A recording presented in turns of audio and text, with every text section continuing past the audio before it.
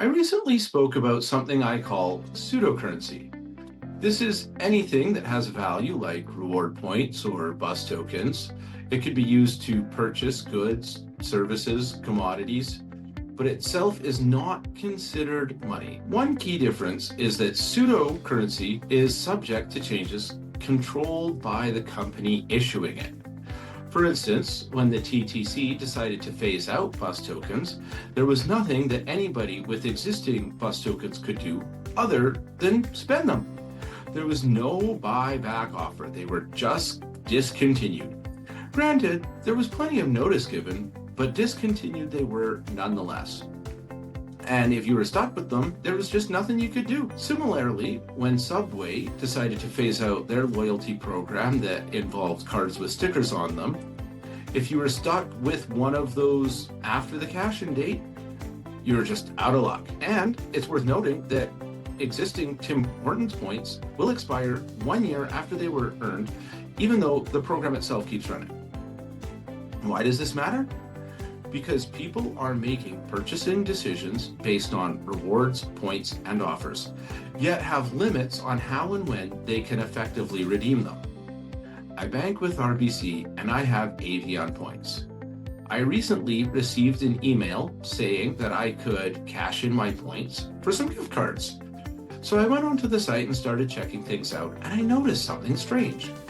A $10 gift card from Subway was 1,200 points, but a $10 same amount of money gift card from Rexall was 1,600 points.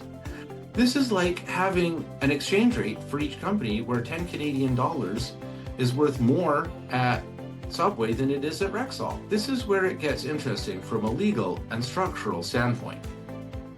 Programs like Avion are designed to be flexible, but this flexibility works in favor of the issuer. This is because the value of points is not fixed, it is not guaranteed, and it can vary depending on how they are redeemed.